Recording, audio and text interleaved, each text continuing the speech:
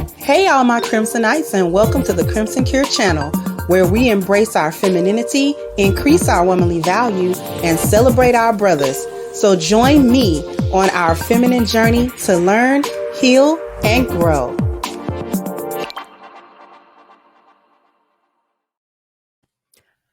Hey there, my Crimsonites, and welcome to the Crimson Cure channel. I'm your hostess, femininity coach, and author of the Crimson Cure, and this is my perspective. So we've got some news about how the new Scream adaptation of The Color Purple has been doing in the box office. And I'm happy to report that it is not doing very well. According to this article, we're going to read this article really quickly. The Color Purple sales plummet after record-breaking premiere, just like these other drop-off films. The end of the year brought a lackluster performance for the latest adaptation of The Color Purple, a musical that blew audiences away when it opened on Christmas Day, but then saw numbers dramatically fall as its theater run continues. Key facts: The Color Purple film adaptation of the stage musical surpassed box office expectation with an $18 million domestic opening, the largest on Christmas Day in over a decade, before falling to a $7 million gross on day 2 and a $3.8 million by day 3. For its first full weekend in theaters from December the 29th to New Year's Eve, the movie grossed $13 million across 3 days and saw a 74.1% earning drop from its first Monday to January 1st. New Year's weekend saw Wonka in the top earning spot with a $23.9 million gross over 3 days, according to Box Office Mojo, followed by Aquaman with $19.5 million, animated film Migration with $17.2 million, and The Color Purple in fourth place. The phenomena of a massive opening dropping to a paltry performance isn't an unheard of one in modern day film, and some of the highest grossing movies have fallen victim to a fall, including this year's horror hit Five Nights at Freddy, which saw its gross earnings drop 76.2% from an $80 million opening weekend to a $19 million second weekend. The final installment of the Michael Myers and Laurie Strode trilogy, Halloween Ends, fell 80% in its second week from a 40 million or so opening to an 8 million weekend in October of 2022. Okay. The big number, 87%. That's the critic score for Color Purple on Rotten Tomatoes, lower than its 95% audience score. Both critics and audiences rated the latest movie higher than the original film version of the 1982 book, which was first adapted in 1985 by Steven Spielberg and received 11 Academy Award nominations. AMC Theaters was forced. Oh, I don't want to read that part because that part is not necessarily important. Okay. Here's the thing. Do we get to thank Taraji's whining and her crying at a critical part in terms of promoting The Color Purple? She was a part of the cast. She's the main part of the cast. I believe that Taraji played Suge Avery. She played Suge Avery, and I'm just trying to figure out, was this, was this the cause? The whining, right? About her pay. Not only was she speaking in general about her experiences in Hollywood, the roles, the pay not being up to par as far as she was concerned, the struggles of being a Black actress in Hollywood and things of that nature. Not only was she talking about that in a general sense, she sort of came at Oprah as well by saying that she threatened to sort of walk away from The Color Purple. As we know, Oprah produced it, right? So she was basically taking a shot at Oprah, which, you know, I'm not an Oprah fan, so whatever. I don't care if she catches stray. But if you're going to work for her and work with her, then it would probably do you good not to speak in a way that can even be perceived as negative about her, particularly during a time where you are supposed to be doing all of these press conferences, interviews, and things of that nature just prior to the Color Purple's opening weekend. You're trying to get the best bang for your buck in terms of the box office, because if you don't succeed at the box office, this is where the pay gets short at, because you enter into a contract for how much you're going to be paid in whatever role, right?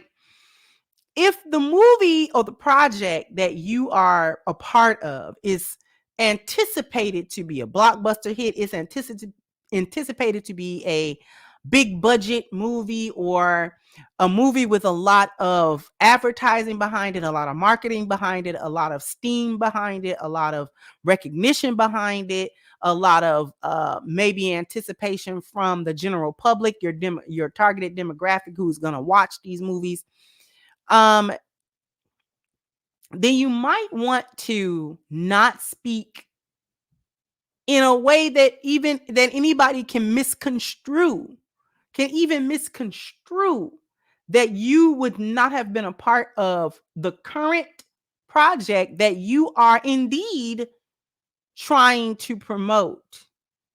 And it's in your best interest as a part of the main cast and crew to speak as highly of this project as possible, even if there were challenges behind the scenes or things that you didn't like, or even if you decide, I'm never working with this production house, I'm never working with this director, I'm never working with whatever it is. Even if you come to those decisions personally and say, you know what, I did not like my work environment, I did not like, you know, you don't bring those things to the general public, because the general public doesn't understand how the industry works from her side of things, from Taraji's side of things, as having worked in the industry.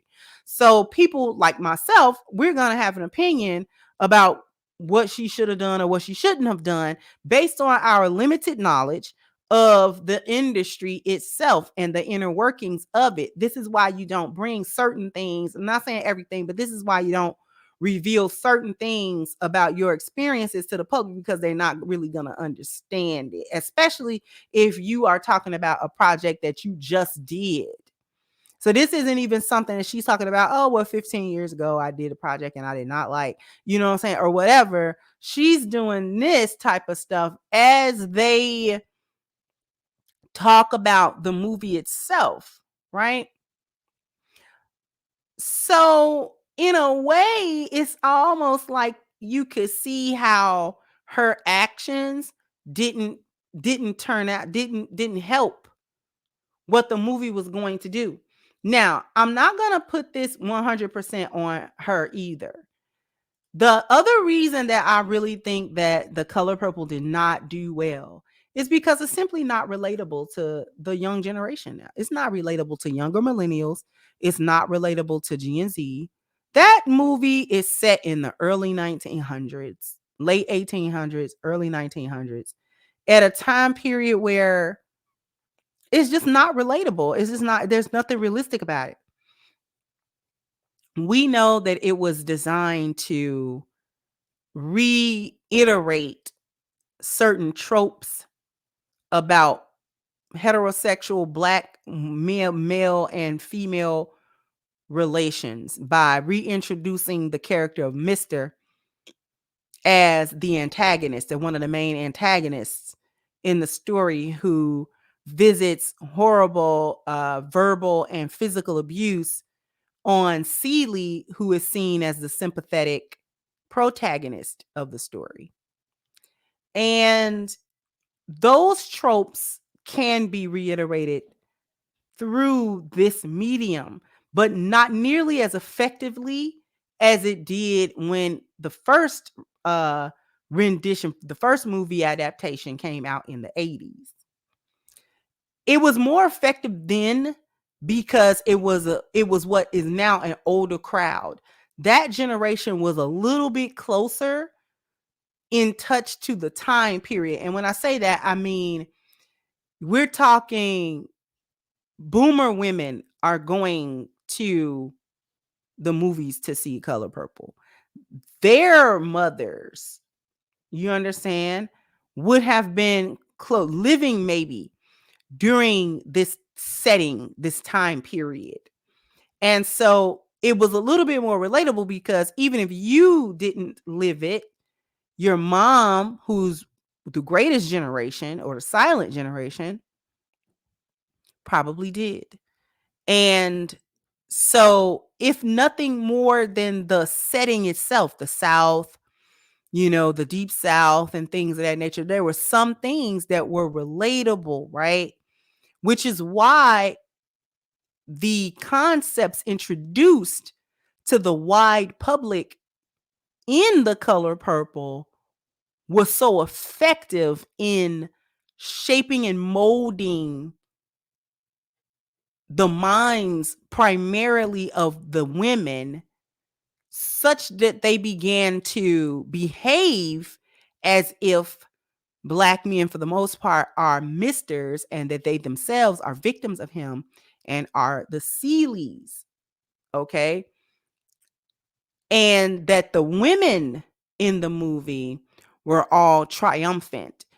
Even if you didn't necessarily like the characters had an arc that you quote unquote that they were redeemed, right? So for instance, Suge Avery's story arc, right? She starts off, when we first see her in the original movie, we don't like Suge. Suge is the other woman. Suge is the harlot. Suge is the one that comes drunk one night, disrespects Celie in her home, and all of that sort of thing. So the audience does not like Suge. However, Suge ingratiates herself into the audience's good favor by eventually giving some respect to Celie and then going further and having a sexual relationship with her. And so therefore, the lesbian relationship that was portrayed was more satisfactory and fulfilling to Celie than her relationship with Mr. had ever been. And so there are many, many, many different tropes that the movie centers upon, touches upon, and seeks to reiterate. However, in 2024, young women are not relatable to this at all. So while the trope can be given, while the concept can be conveyed, they're just not as in touch with that depicted in this way. You've got to, if you really want to brainwash them, you got to update this story, or you got to change, not even this story, but you got to put those tropes in another package so that you can thoroughly brainwash Gen Z women about it, and the cycle of destruction between Black men and Black women can continue. And I'm not saying that as a form of condoning it, obviously, but what I am saying is that I don't know who thought that redoing this as a movie, as a Hollywood production, was a good idea, and that they were going to recover their money, or that it was going to do good in the box office. Movies in general have not been doing very well because movies suck. Movies been kind of sucking. The only movies that have gotten any traction at all that you could say have been good movies really have been superhero movies and like science fiction movies. So like MCU, DCU has had traction over the last 10, 15 years, or MCU maybe the last 20. Maybe not the last 20, maybe like the last 15 or so. There's something like that. Anyways, and then you had like science fiction movies like the Monsterverse, the new Godzillas. right? The new Kongs and Godzillas, the legendary. Their MonsterVerse, which is awesome, by the way. An awesome American take on Godzilla and King Kong and that whole crew. Like anybody that knows me knows I'm a big Godzilla fan. So, like I like the Godzilla movies or whatever. They're good for what they are, right? And then even the other science fiction movies they do better. Like I wasn't even a big fan of it, but I kind of want to see the second part of Dune, right? And I was not one to watch the original film adaptation of Dune to begin with, that I think came out in like the 80s or whatever. I didn't watch that. I didn't read the book. So I don't know that world, that fiction world.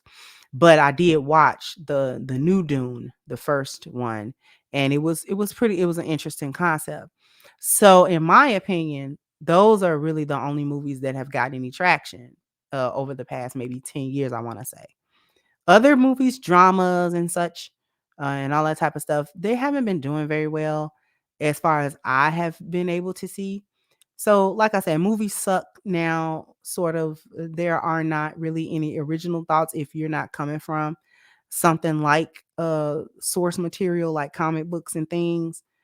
That I think that's why they do well, because there's source material that's been there for many years, including Godzilla. So comic books, Godzilla, those source materials have been there since like the 50s, right? So long history of source material that you can sort of revamp and all of that sort of thing, and people are still interested in it because it's been there for so long.